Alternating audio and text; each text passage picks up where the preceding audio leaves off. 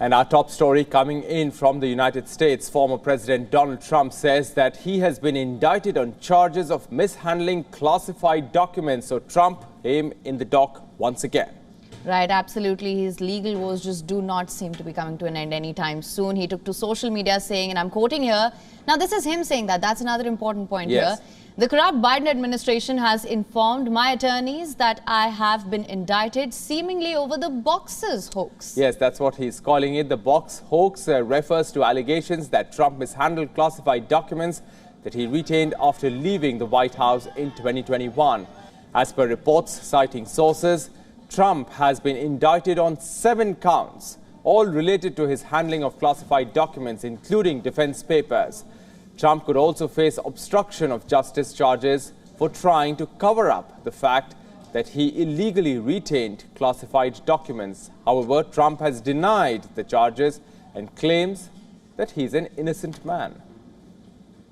They can't stop because it's election interference at the highest level. There's never been anything like what's happened. I'm an innocent man. I'm an innocent person.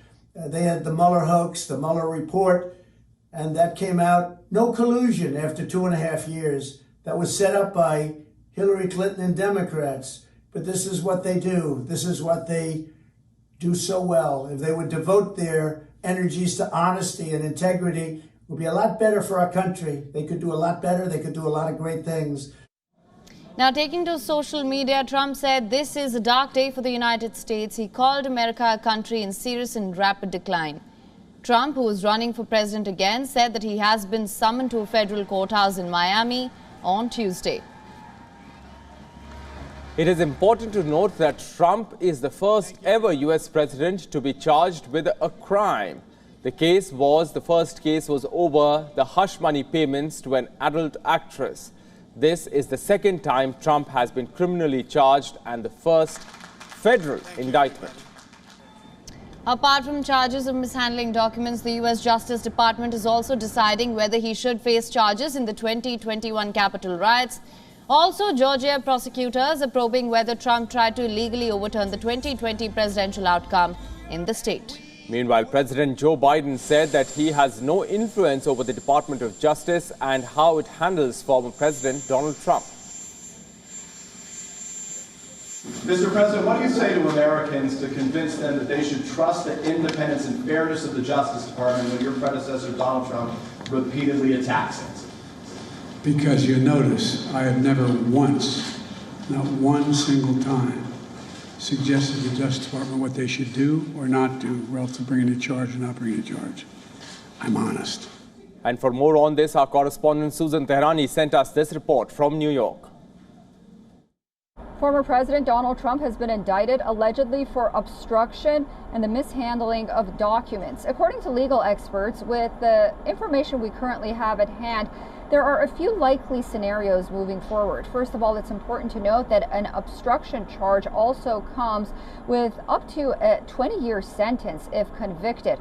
In an election year and with Donald Trump being the Republican frontrunner, this case is anything but a mere legal dispute. Also, it's very unlikely that the former president would be tried and even convicted before the 2024 general elections. If that happens, the case could go all the way to the Supreme Court and will last a lot longer.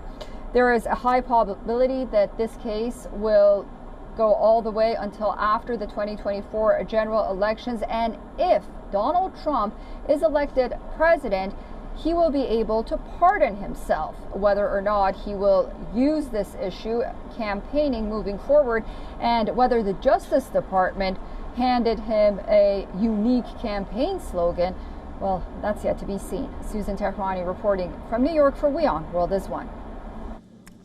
Now for more on this, joining us live is senior journalist, author and columnist Ray Locker. Sir, thank you so much for joining us on the show today. Thanks for having me.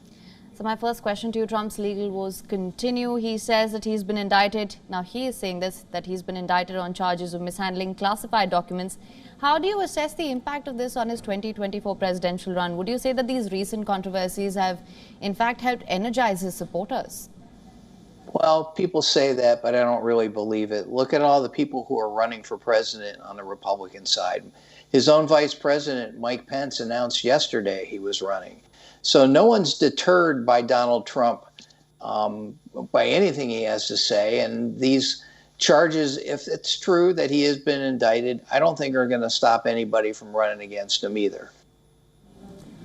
Sir, let's talk about the legal woes that he's facing. You know, he could also face obstruction of justice charges for trying to cover up the fact that he illegally retained classified documents. On the legal front, how do you see the situation unfolding? Well, as Susan said in her piece, it's going to take a long time for this thing to happen. It may not be, until after the 2024 election for this to go to court. Look, he had the documents. They were there at Mar-a-Lago. He's not supposed to have them. Multiple people have said he asked them to move them around to hide the fact that he had them. They had to go to his house. They had to go to Mar-a-Lago, FBI agents last fall, to get them. So it's not in dispute that he had these records. He said he declassified them. He did not. Everything he said about this so far has been disproven. So, more of this is going to come out. Remember when he was indicted in New York, everybody was like, oh, the case is weak, until the indictment actually came out and people saw the case that the Manhattan DA had against him. I think that's going to happen again this time when people see what Special Prosecutor Jack Smith has in this indictment. Sir, you're talking about the two indictments, the New York case and this one now. After the New York case that happened, he became the first president to face criminal charges, sitting or former. But his ratings are still continuously high. He is polling the highest numbers as far as the Republican race is concerned. So, we've been speaking to analysts, some of whom say that there is a likability factor and there are policies. And sometimes, or most often than not, likability trumps the policies. Do you agree with that? Well, yeah, it can. It can definitely. I mean, I think that's one of the big problems for Florida Governor Ron DeSantis and his campaign. He's not very likable. But, neither is Donald Trump. And people don't really remember or hasn't sunk in. He got elected in 2016. He lost the popular vote by 2.9 million votes. He managed to get the Republican nomination because he had so many people running against him.